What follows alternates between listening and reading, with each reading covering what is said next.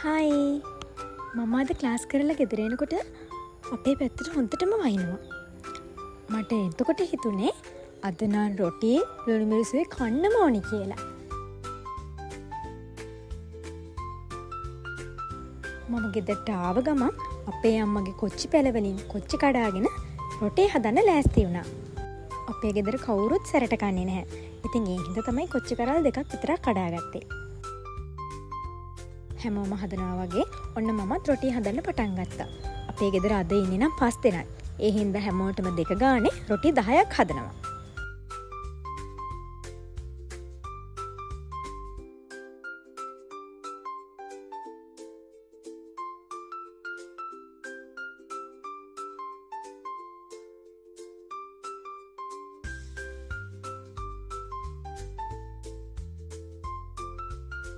රොටි පුච්චන්න කලින් මුලින්ම ලුණු මිරිස් හදා ගන්න ඕන.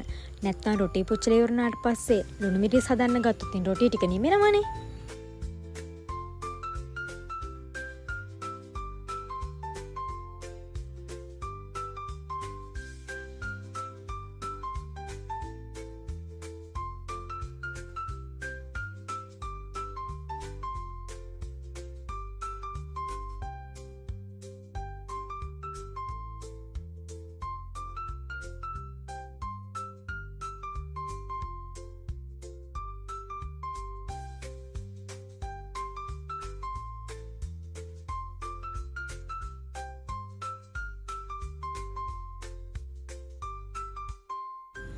මෙන්න මෙහෙම ලුණු මිරිසුත් හදාගෙන දැන් යන්නේ රොටි ටික පුච්ච ගන්න.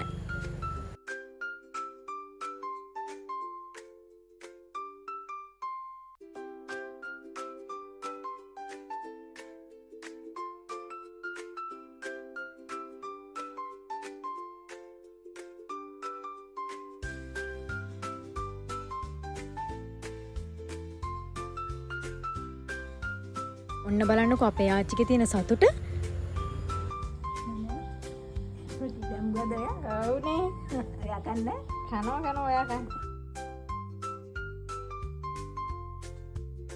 ඊට පස්සේ ගියා අම්මව හොයාගෙන. එයාට තේ එකක් දීලා ඊට පස්සේ තමයි මම රොටි කන්න පටන් ගත්තේ. හැබැයි රොටි කනකොට වැස්ස නතර වෙලා. ගිහින් එන්නම්. බයි.